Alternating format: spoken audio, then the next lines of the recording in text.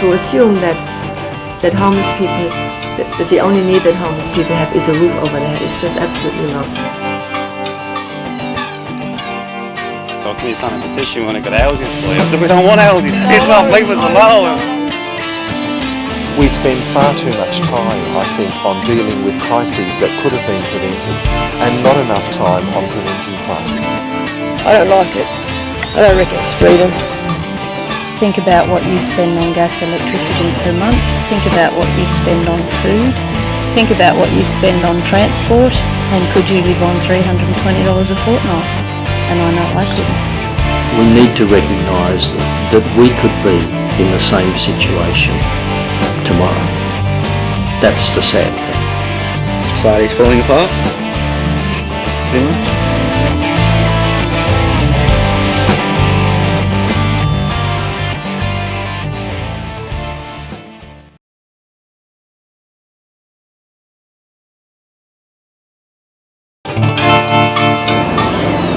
It's Friday morning. The mall is already packed, the city centre buzzing.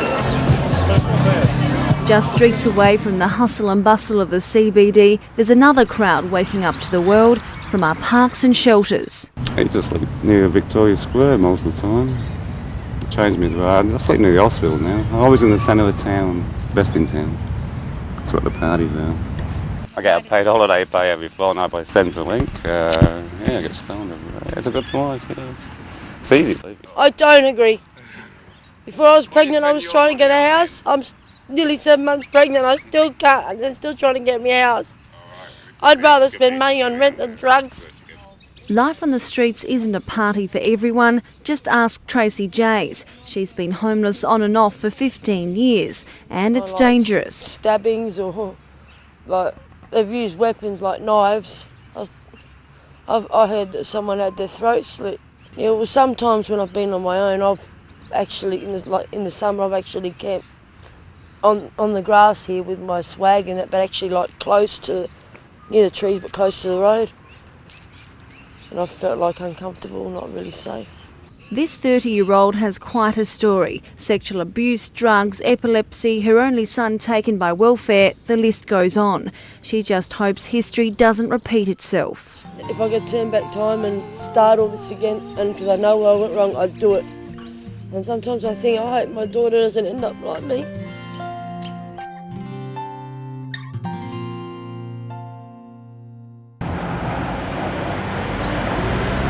Thousands motor past this spot every day. Do they notice what's tucked away in among the trees? But there's a lot of white people sleeping over the tennis courts, South Terrace, West Terrace, down the Torrens, everywhere, so the council don't know where they are. There's thousands of people out on the street. And who cater for them? Byron Place, Westgate, Daughters of Charity, St. Vincent de Paul, St. Luke's, and many other churches within the city mob. It's the churches that's supporting them with a meal, a shower. The council is victimising everybody off the parklands here, mainly because the Ghana committee through the council want everybody so they won't rock the boat here. It's the homeless on display, this tent city one of many. Residents here become like family. On the streets, you're safer in numbers. I didn't really sleep, I just walked around all night trying to find somewhere safe to sleep. But there's not many places around town, so I came across Auntie Clara. She helped me out. 15-year-old Ben is now a regular at this camp. He's not homeless anymore, and he says that's all thanks to the woman he calls Auntie Clara, his hero. Well, I ran away from home because I just had some family problems to deal with. And Auntie Clara reunited me with my father, my real father, down at Westcare about 2 weeks ago. What was that like for you? A shock, but it was cool. It was fantastic to meet him again, and yeah. So how long have you not seen him for? 9 years. A lot of catching up to do. Yeah, we do. I'm homeless, but I'm at home anyways. I've got my people. For some, this is a way of life. Others are here to prove a point. Amelia and her sister Auntie Clara are unashamed activists for homeless Aboriginal people. Hey, stop genociding your people. The Aboriginal organisation, stop doing genocide to your people. That's why the tents are up for. If there was housing available, would they live in it? Would they meet the commitments and so on that they have to meet, because there are responsibilities that they'll have? And if not, why not? And what are their very deep problems that need to be dealt with? Former ATSIC leader Louisa O'Donoghue is concerned with the status of the ever-increasing number of Aboriginal people on the streets. She says the decision to create a dry zone in the city centre has just shifted the problem to the outskirts. Why not set aside a piece of land and some shelter to enable Aboriginal people to live where they want to? Many of them don't want housing. They want to live in the open, but they need some shelter. I think if we would legitimize people camping in conditions that first of all are not sanitary, there's no good showers, no toilets, no cooking facilities, no shelters, that is not acceptable for people who ought to have better than that. There are violent incidences that take place, there are people that get beaten up, people get into fights, people are drunk. For us to condone any of that, it could well put people at risk. Council's been portrayed as the unfeeling landlord. It says homelessness is complex and it's just a link in the chain. I don't think that council was busy moving people out of the parklands. What we have been doing always is to somehow maintain order in the parklands and somehow try to make the parklands a good place for everybody. To assume that council could wave a magic wand to solve these problems is unrealistic. If that was the case, if any capital city could do that, then it would be done. This is a problem that affects everybody. But back at camp, talk is cheap. I mean, we all talk about making a better life and a better world. And we all talk about peace, love and joy, but what about the way it really is? It's no use just saying the words, but not practicing what you preach.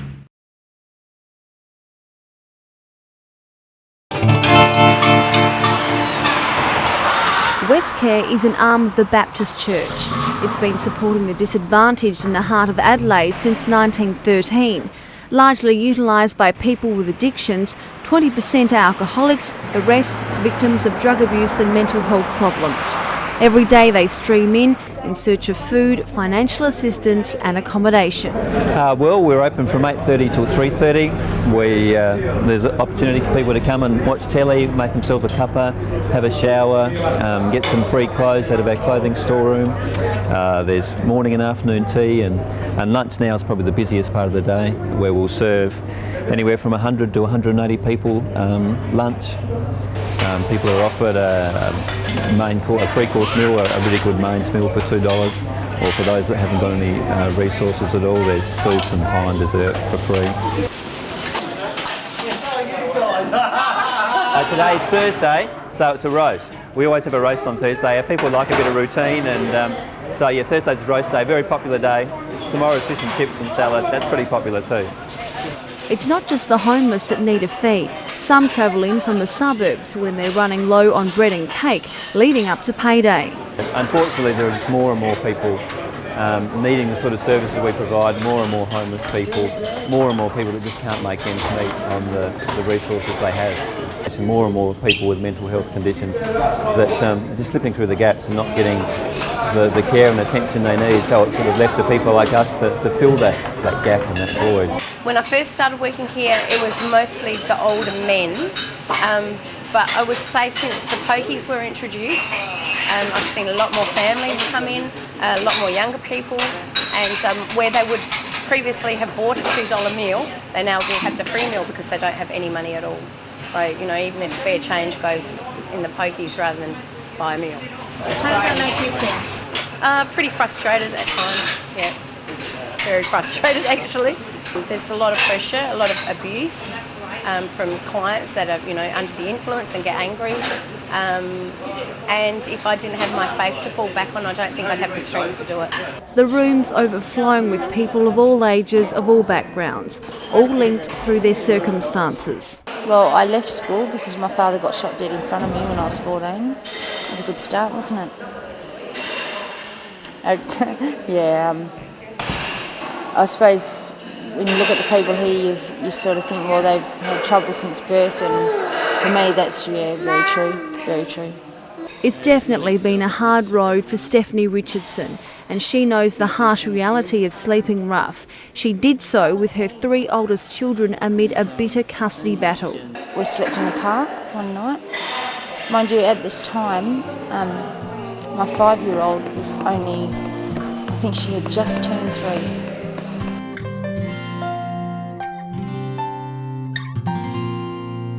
FACE took me out to their office and basically told me that if I didn't sign the kids in, well, they'd take me to court and get their injunction. So I signed the children in for 28-day order to find accommodation. I got accommodation in 9 days. I was actually offered 2 different ones. One was on one side of town, one was on the other side of town.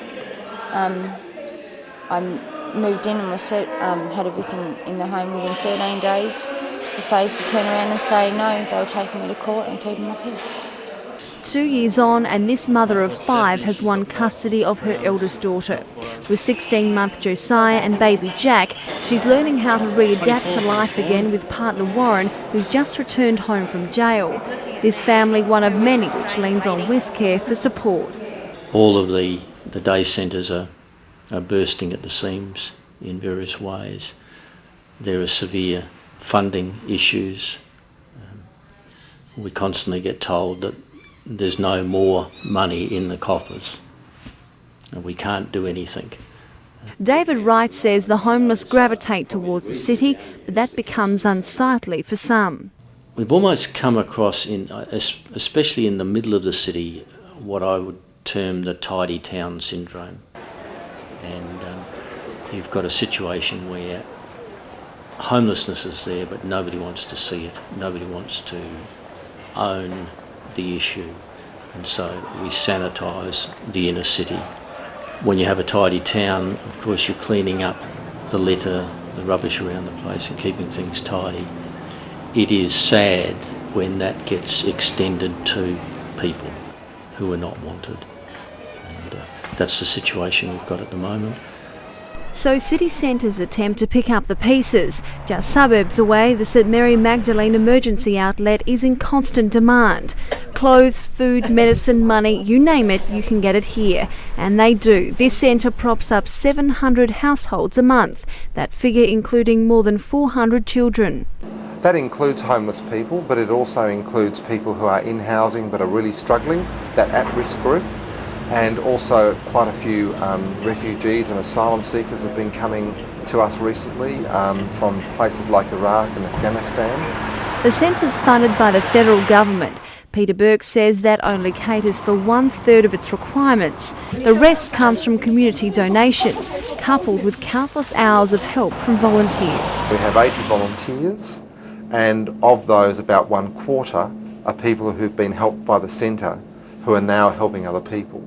Uncle Wally and Diana volunteers. These newlyweds take the community art class. Guess how they met? And we actually met through a volunteer group that comes up here on Saturday night and actually feeds the homeless and people.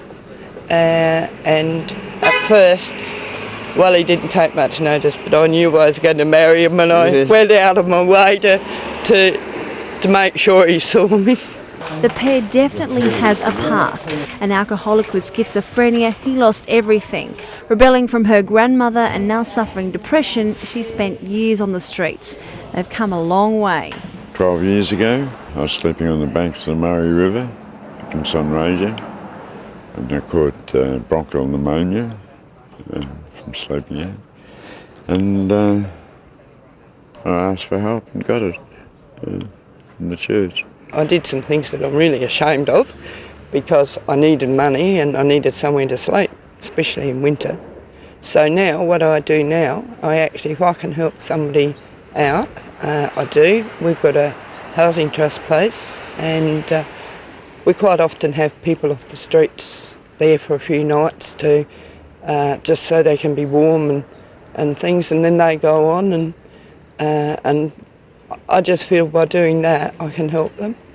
Well, I think one of the things that this population represents is an even bigger group of people, which you can probably even double, who are probably at risk of homelessness. And they're at risk of homelessness because of a variety of basic things that are wrong with the structure of our society. And that relates to the fact of unemployment. So how do you get people from the streets to a 9-to-5 job? A little initiative called The Big Issue found a way. Sold on street corners, it's not just your average current affairs magazine. So what we find is a lot of our vendors are people who are homeless or ex-homeless, or people who've been marginalised in any number of ways. Some of our vendors have physical or intellectual disabilities. Some have alcohol or drug problems. But what we do is we try to make it so that it's an employment prospect for anybody. As a recovering alcoholic, 3 years ago I got myself sober. That's when I found myself living in different rehabs, in the back of a car, on a friend's lounge suite because I'd been evicted out of a flat, and my wife and kids had left me, and basically I didn't know where I was going. And when I got out of rehab I decided to say, no, you've got to get yourself back together again. And a friend of mine mentioned The Big Issue because he sells it himself. And he said, why don't you try doing that, John? The rest, they say, is history. John now works for Lifeline and is looking into specialising in drug and alcohol counselling. There's nothing undignified about standing selling this wonderful little magazine, best magazine in the town.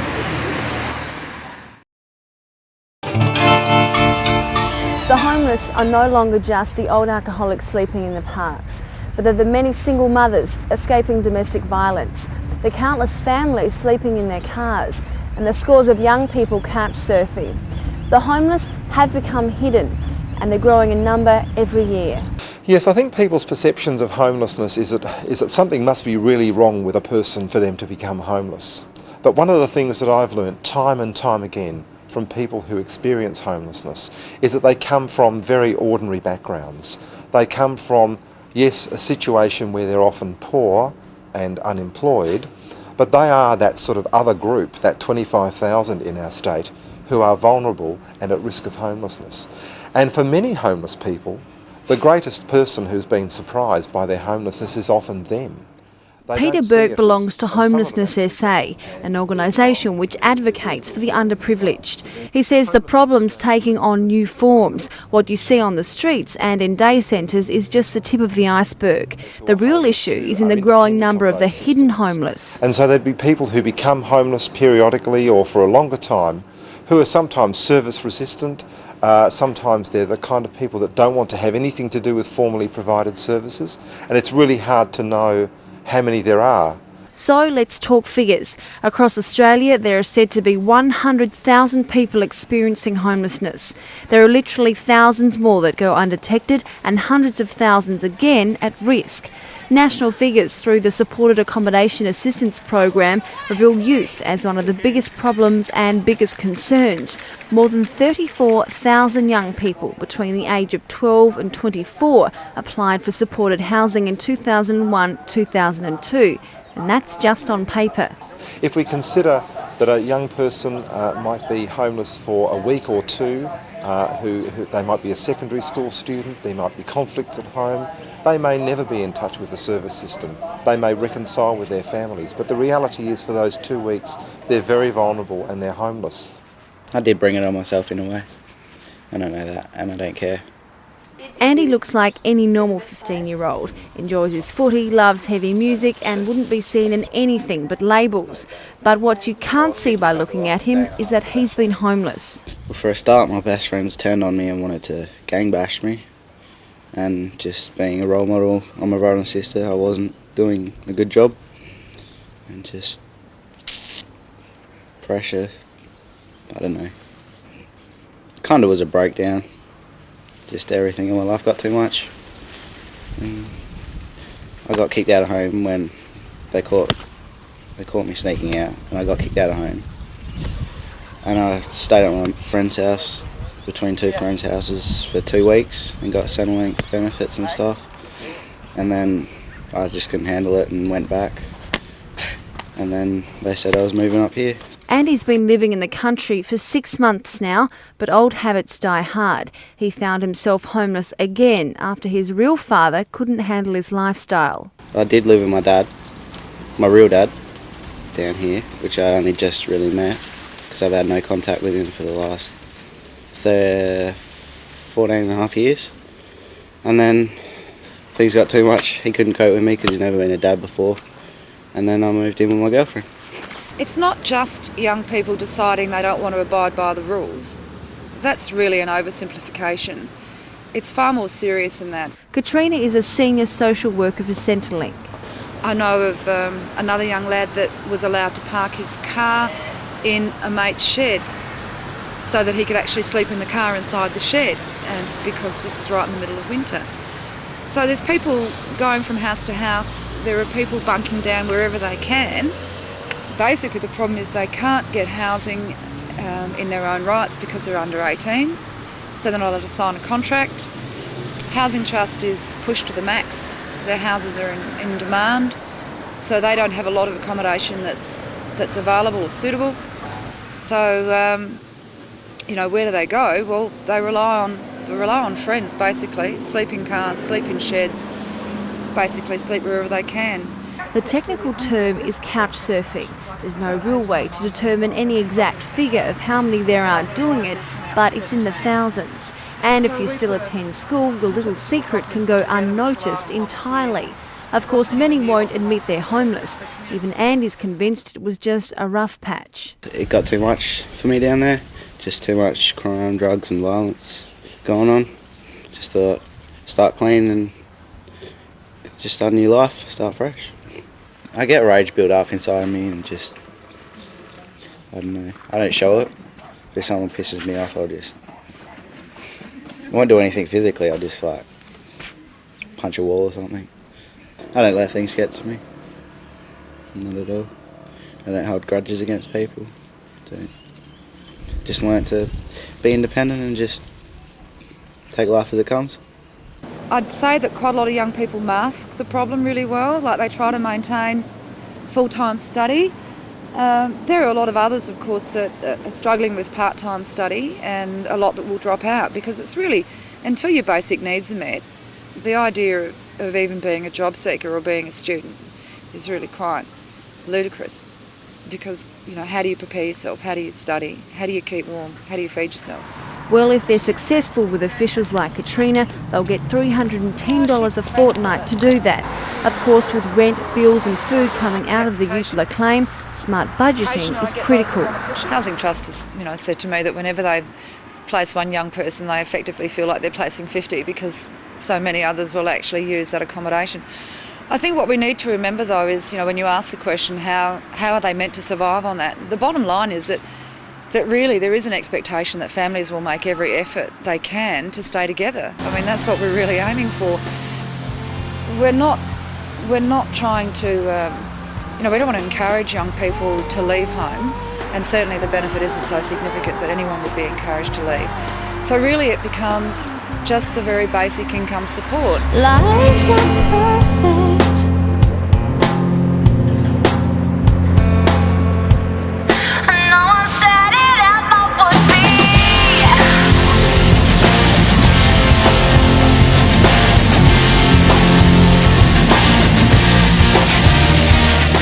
We will certainly do what we can to refer them on to emergency accommodation.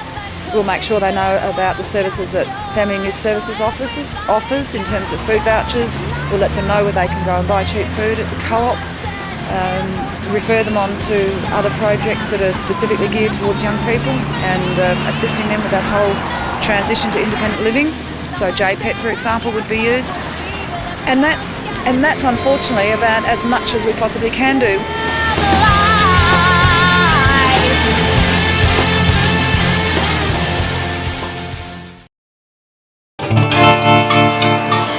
If you think homelessness is not an issue in the country, then think again. It's rife, especially in regional areas. Added to the usual issues of unemployment, housing and personal problems, we have greater isolation and a lack of transport and social services. Welcome to Mount Gambier, population 23,000. This regional centre in the southeast of South Australia seemingly has it all. A touch of city class, a fierce sporting culture, and of course its tourism must-see, the Blue Lake. What many don't know is it has a hidden trait. Mount Gambier is the home to hundreds of poker machines. 434 to be exact.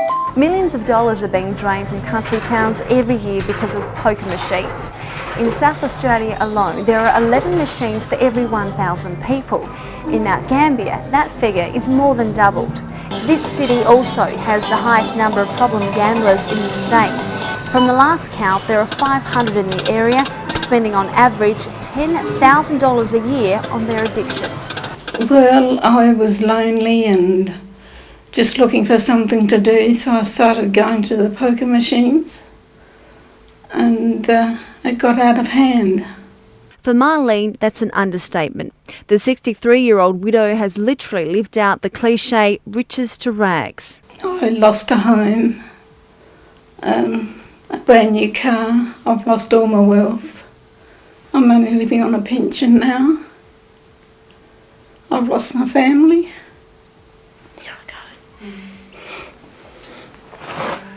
Marlene's addiction to gambling saw her spend up to 8 hours a day, 7 days a week at the entertainment complex. A conservative estimate on what she's poured through these slot machines, $500,000 at least.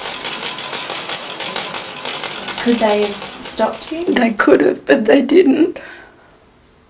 But I've been told since that they could have, but they did nothing about it. Do you feel angry with them? Very.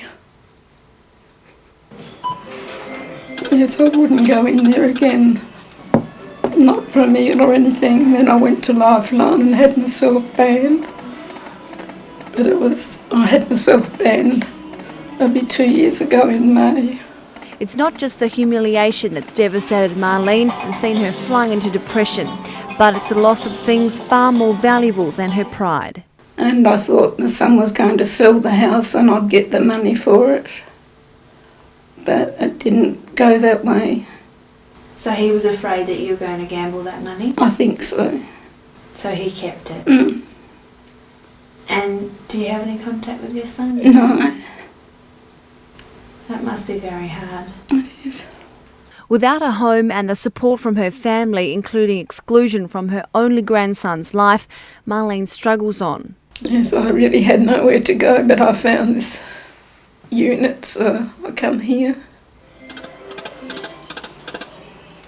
But it's a big difference paying $250 a fortnight out of a pension to, just paying your rates. Well, I didn't realise I had a problem until it was brought to my attention by a friend. He said, "You've had a beautiful home and full of antiques." And he said, "You've got nothing now." I sold everything, my jewellery and all.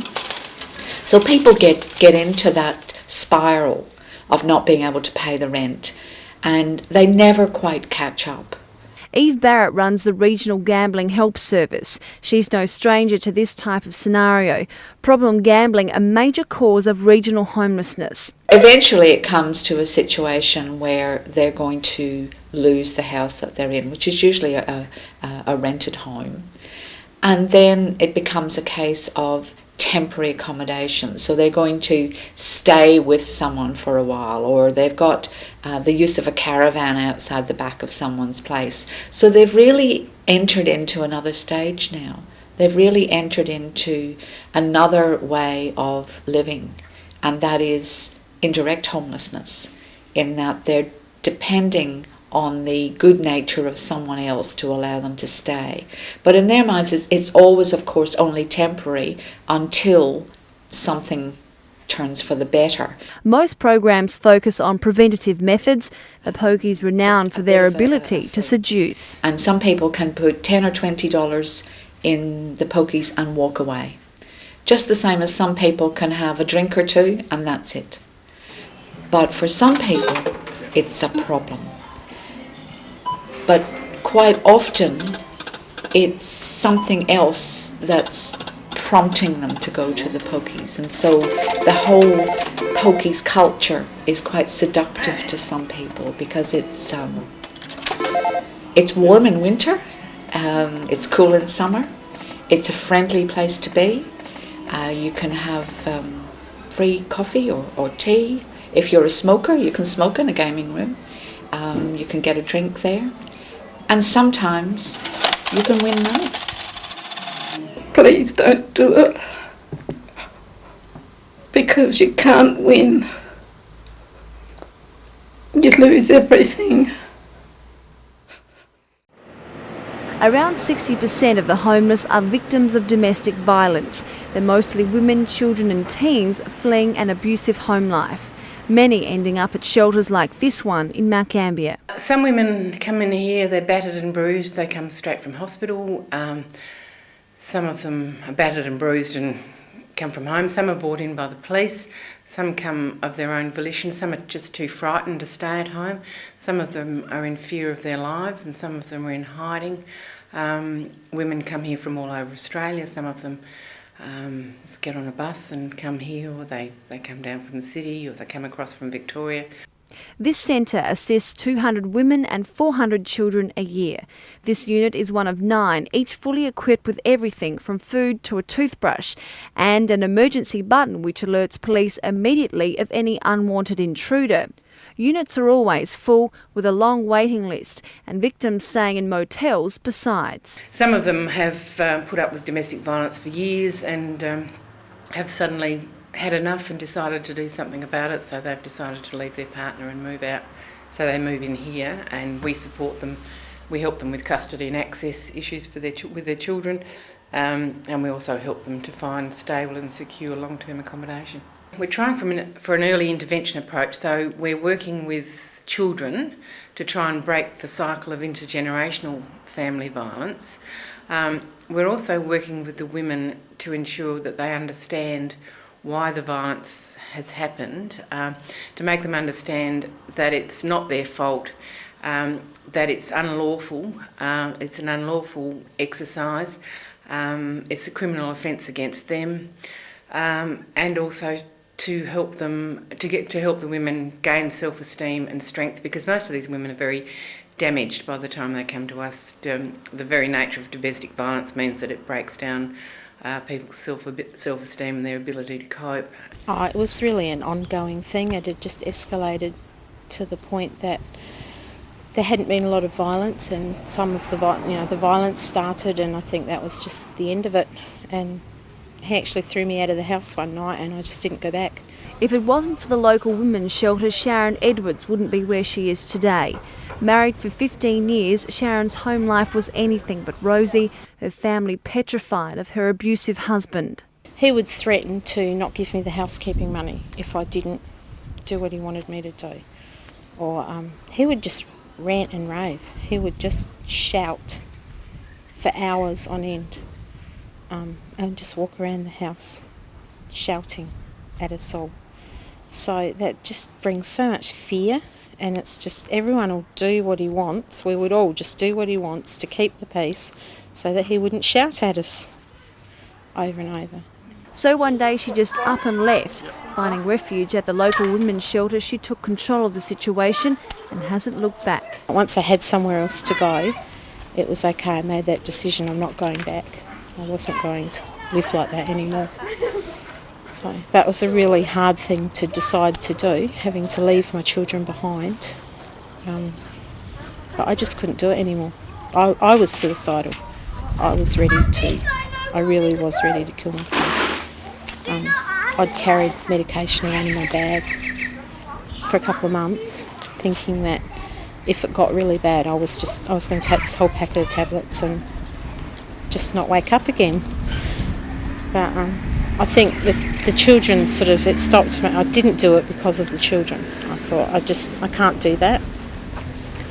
So, but I'm glad now I didn't. So things do get better. Bruises heal, but those self-esteem things, still, it takes a long time to convince yourself that you're not dumb, yeah, and you're not useless. So, yeah, but it's getting better.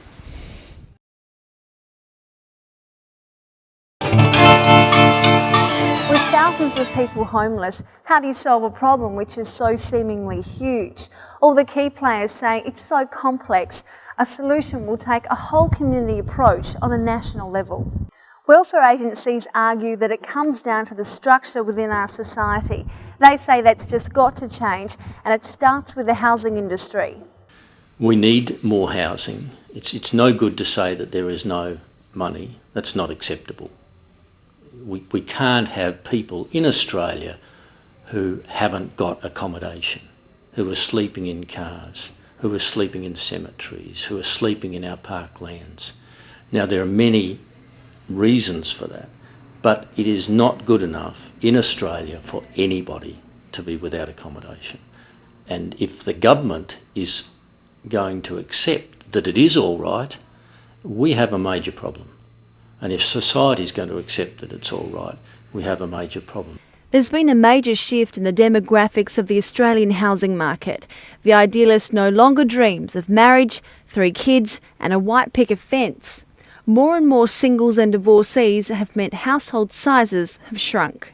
So there are big shifts happening out there that we need to consider at the big picture level, right across Australia from a national level. And people within the community have got to start thinking about housing and seeing it as a priority as far as government policy is concerned. And it's interesting that it's not. Recent studies show 50% of low-income renters are in housing stress, meaning more than 25% of their wage goes in rent. Welfare agencies partly blame the benefit scheme. They say it's hard enough to sustain a house if you've been homeless, let alone obtain Centrelink payments in the first place. You can't open a bank account without a 100-point check. The average homeless person doesn't have a passport. They don't have bills for, they don't have utility bills to show that they're a person in their own right. They may not be able to afford to get a driver's licence. They may not be able to afford to purchase their birth certificate. Just try opening a bank account. Without a bank account, you can't get Centrelink income easily. You need an address for things to be sent to. If you don't have an address, you can't get work, you can't get income. So all of those things just go around in circles. On top of that, public housing stock is shrinking nationwide. In South Australia, the prediction is around 1,000 trust homes have been lost to other sectors. The proud history the state's had in public housing on the decline. So we're looking at the future of the housing trust itself and its financial viability. That's one of the really big issues that we're trying to deal with at the moment. The state government says it's a matter of money. There's a real issue about the cut in funding that the Commonwealth has delivered for South Australia. Already we're down some 10 million. So the challenge for me as the Minister, and certainly for our government, is how we can have partnerships with other groups in the community, like local government, the private sector, the non-government organisations, to build houses and make sure that we can supply them to South Australians. Minister Stephanie Key is currently devising a 10-year housing plan.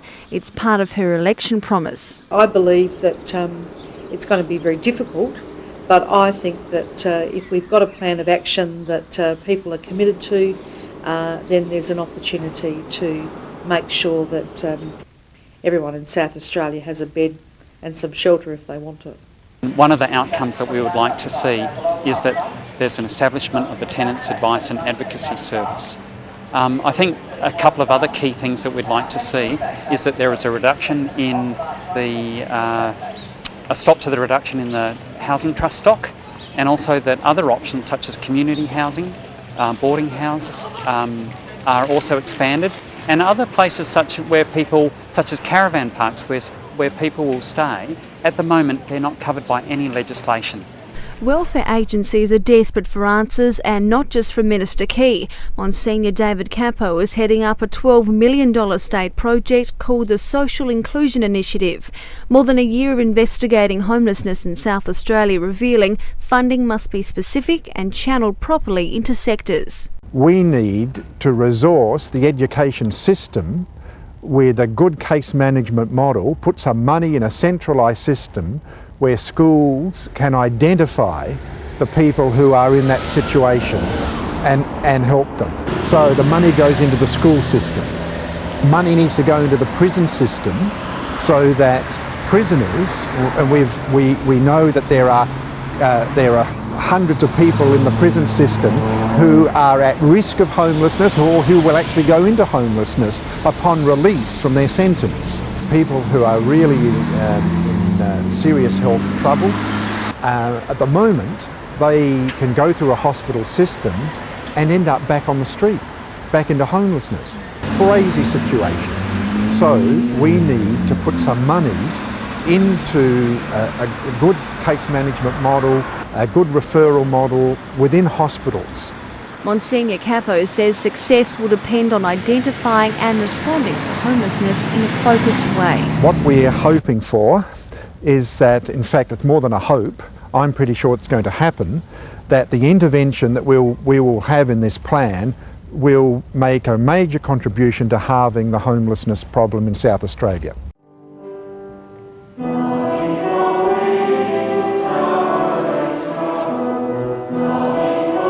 But while the debate continues, the needy stay needy. Countless people sacrifice their lives for others, but sometimes it's just not enough.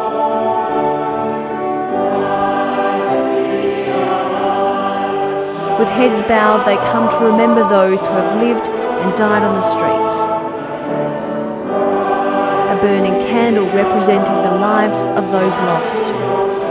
I would just like to share with you the words of Mother Teresa. Make us worthy, Lord, to serve our fellow men throughout the world, who live and die in poverty, lonely, fearful and unloved. Give them through our hands this day their daily bread, and by our understanding love, give them peace and joy. Amazing grace, how sweet. If society accepts the fact that they have neighbours who have major issues in their lives and just try to do something for one person maybe, we can make a difference. Was lost. But we get overwhelmed by the huge numbers and the weight of media that's coming in, information coming in, and so we do nothing.